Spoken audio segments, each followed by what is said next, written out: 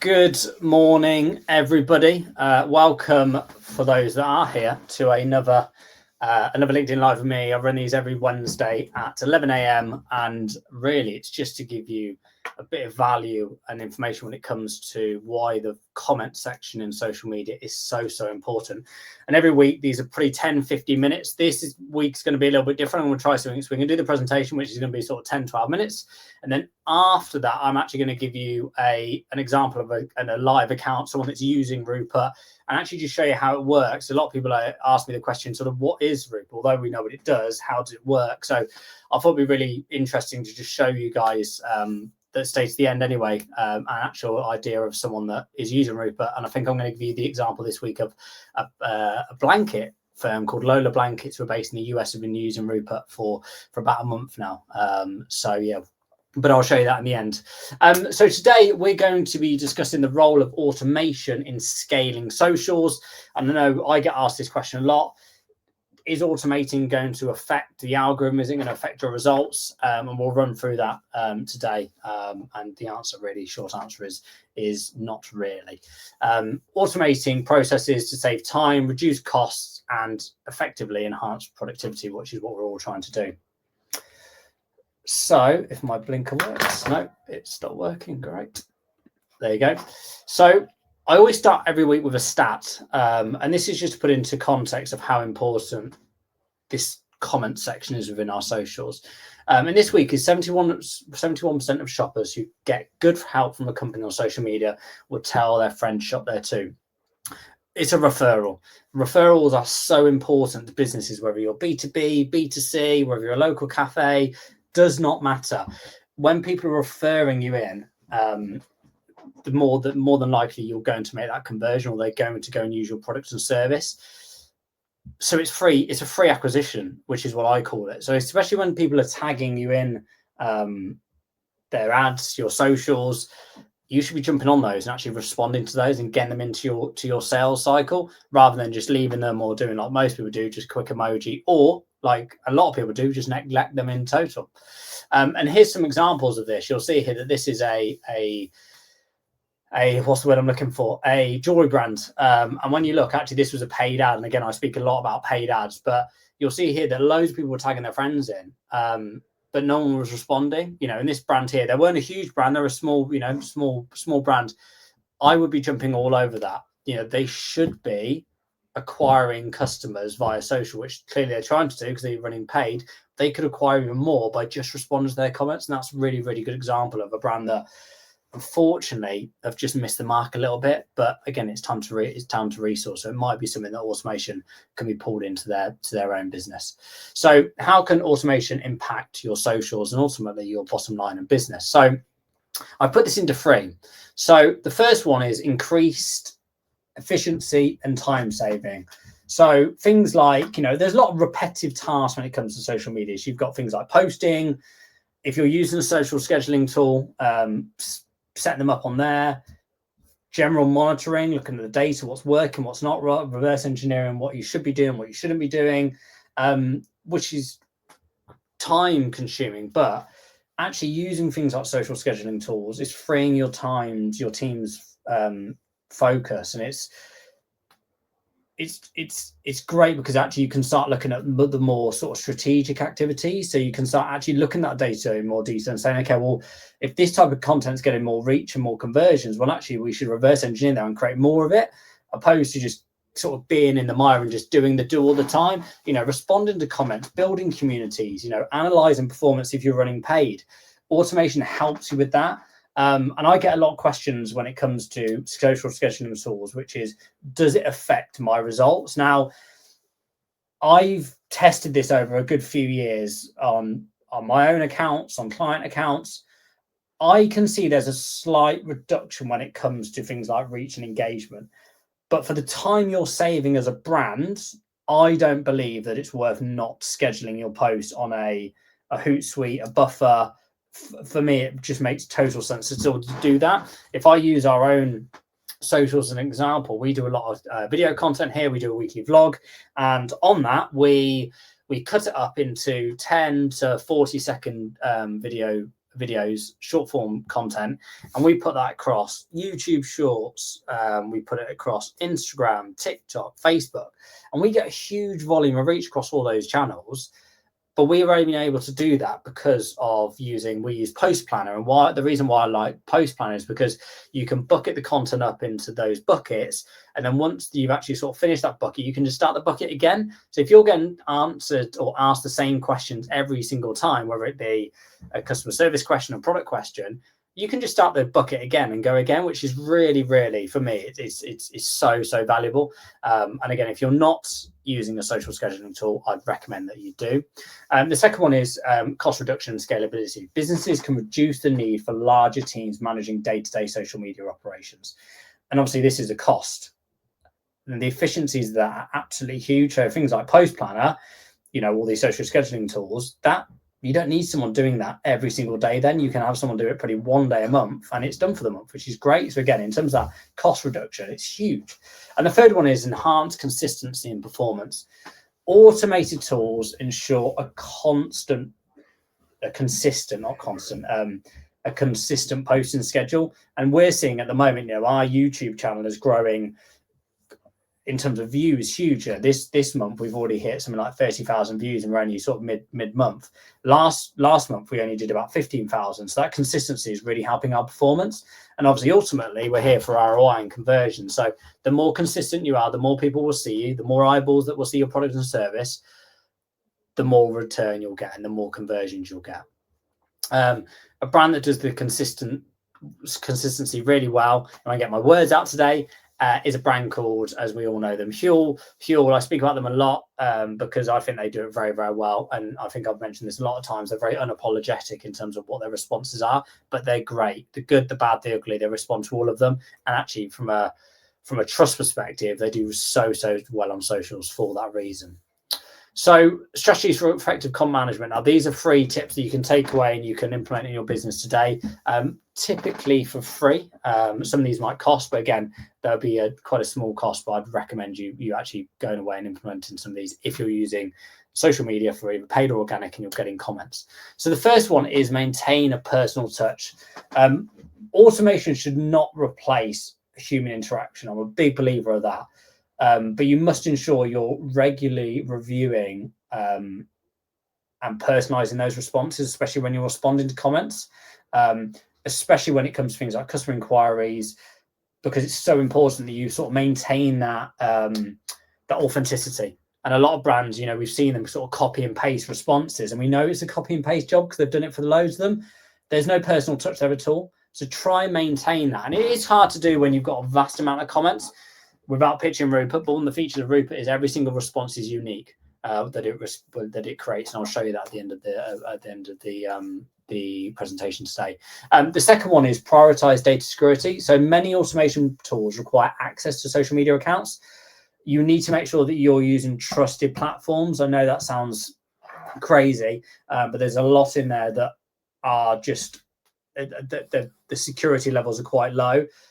So things like ensuring you've got strong passwords, making sure that people within your business have got the right admin rights to be able to access certain permissions.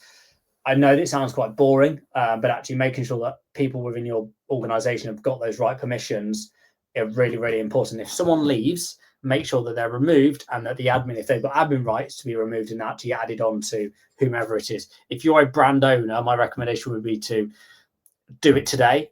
If you've got anyone in your business that has admin rights and you haven't got admin rights yourself, make sure you go and do that as quickly as possible. Because when they leave the business, unfortunately, we've had a lot of this, especially in the charity sector of all places, hospices and all sorts, where they can't now get access and actually can't use these social scheduling tools because they don't have the right permissions. So yeah, prioritize data security. Bit of a boring one, but it is really, really important. And the third one is constantly optimize. So set up routine audits when it comes to what data is working and what's not. So it might be the end of the month, you look at all the content you've done, whether it be statics, short form, long form, what has produced what you need it to, whether it be views, engagement, conversions, if you're tracking, actually what of these pieces of content are actually getting you what you need, and reverse engineer that and do more of it. I know it seems really, really simple. And also look at what data are you looking at? Are you using Google Tag Manager? Are you using actually Meta Business Suite? If you're using Meta Business Suite when it comes to looking at data, when it comes to conversions, even with our own ads at the moment, I'm seeing a huge discrepancy from what I'm seeing in terms of ROI versus what Meta's telling me. So you need to be constantly optimizing, and that, whether that be paid or organic, and just make sure you're constantly looking at data, but make sure, again, without sounding a little bit too boring this week, you're looking at the right data. Here's an example of a personal touch. And again, when you look at Huel, again, I've sort of used as an example here, but, great little responses, someone moaning about or not, asking, about the banana one, and, someone comparing Lucasade to Huel, which is clearly a very different proposition altogether. Again, every single one was a great response and actually personal. You can tell that they actually read this comment and responded, which is really, really, really good when it comes to trying to engage people on social media. So I'm going to open up the floor to any questions. Normally there is none, so if you haven't got one, fine. If you have got one and it's after that we finish, please email me on LinkedIn and I can respond there. In terms of next week, we're going to run through common mistakes brands make in comment management, and a lot of brands make a lot of mistakes. But really, we're going to look at avoiding pitfalls that can damage your brand's online reputation, which is so important, especially when you look at the statistics, which is the biggest one that we use here at Rupert, which is 88% of people will not buy from a brand if they see an answer complaints on social, which is really, really important. So what we'll do now is, for the next few minutes, I'm going to show you a live account of Rupert, someone that's been using Rupert for some time. So let me just pull up my screen, and hopefully this works really well. He says, Rupert, there you go. So for those that haven't logged in or created an account on Rupert before, this is Rupert. So for example, this account here, which is Lola Blankets, they've connected their Facebook and Instagram account. Once your Facebook and Instagram account is connected, any paid, organic or partnership ads that are running through this page will be monitored by Rupert. So Rupert does one of three things. The first thing is it centralizes all your comments across those three channels. It then quarantines anything that's negative or brand bashing in real time. So if someone's moaning about the price, for example, this one here, let me just highlight that for you. If someone's moaning about the price, rather than you as a brand quickly jumping on it, especially out of hours when you shouldn't be working, it means that you can just come in the next day and then respond, rather than just having everyone jump on it straight away.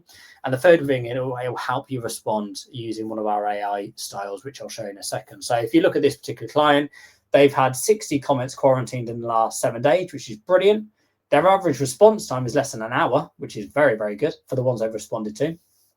They've used the AI feature 111 times. And why that's really important is that on average, we're seeing, and we've calculated that every single response that Rupert generates is saving the brand 3 minutes. So if you look at this last week, how much time that Rupert saved this brand is huge, huge amounts. And then at the bottom here, you'll see their biggest advocates. The reason why I put this on here is that it's really interesting when someone's really advocating for your brand, you sometimes lose them just in the mire of comments, whereas actually what Rupert's doing here is showing you that this particular one here, Newell Rosie, has commented 4 times positively for the brand. Now, we as a brand should be reaching out to them, asking them for content maybe. Have they got a discount? Have we got a discount code they can give them? Have they got friends? Could you ask them for referrals? Again, these guys would typically get lost just because we just don't have the time to review and actually look at who's commenting. Whereas actually this is really highlighting that. And then from a brand bashing perspective, if someone's really bashing your brand, you can come in here and you can actually block the user from within Rupert. And you'll see this particular person is just I have no idea why they're having a moan, why it's too expensive. If it's too expensive, it is what it is. But again, rather than giving someone admin rights you don't want to, you could actually just give them access to Rupert, a junior member staff potentially, and then you could block them from here. This dashboard data gets sent to every client on a Monday at 9 o'clock from the previous week. So if you want to put into your management reports, you can do. And then secondly, you've got actually how you use Rupert. So you can filter by what platform it's come from, what sentiment, so positive, negative, and neutral, and then also if you've responded to it or not before in the past. So if you see here, this one here, which is $3.99 for a blanket, lol, I think there's a sales opportunity there. So there's 2 ways you can reply now. You can click on here and you can respond manually. Now, as you see me responding, you'll see that the Facebook post is there, which you can click on, and it would take you to the Facebook, and it'll also just show you what the post was. So you can respond manually and press submit. Alternatively, what you can do is you can click AI style. You can click seal the deal, because I think there's a sales opportunity there. You can click generate response, and you'll see within about a second that has generated a unique response to Miranda in this case, actually trying to get her to then purchase the blanket and coming up against her issue, which is actually the price. And obviously we're looking at, we believe the quality and comfort are worth the investment. Our blankets are designed to last, providing you with unparalleled softness and warmth for years to come. Really using the tone of voice of the brand, because Rupert has scanned the previous 12 months of data. So yeah, I just thought I'd be really interesting just to show you an example of a brand using Rupert, because again, a lot of people ask me about Rupert, what it does, and I thought it'd be really interesting just to show you a client. I might do this at the end of every week, just give you some examples of someone who a brand that's using it and their data in there, rather than me going, hey, use Rupert or try Rupert. And we have got a question. Wow, that's a cool. Phil Slater, or Slater, apologies if it is either one. Can you connect business and multiple personal LinkedIn accounts? So at the moment, Rupert is only live on Facebook and Instagram. By the end of May, we'll have YouTube, and by the end of June, we'll have TikTok. LinkedIn is one that we're looking at further on in the year, hopefully Q4. Unfortunately, LinkedIn's API isn't as open as some of the other platforms, so we're starting here, but LinkedIn is definitely on our roadmap. It's just once we're able to do what we can do with the other platforms. What I wouldn't want to do is sort of try and bulk and sort of nudge Rupert, LinkedIn into Rupert, and it doesn't work in the same way. I want there to be some continuity across all platforms. So yeah, I want LinkedIn because I get quite a few comments on my LinkedIn, so I personally would like it, and I know a lot of people do ask me that question about LinkedIn. So it is coming, it is on the roadmap. As to when it is here is a TBC, and I will let you guys know the second it is. It'll probably be on our vlog at some stage anyway. But thank you everyone for listening. Hopefully that was hopefully you got some value from it, and I'll see you next week to run you through another account, and also what we spoke about earlier on. Speak soon. Take care. Cheers, guys.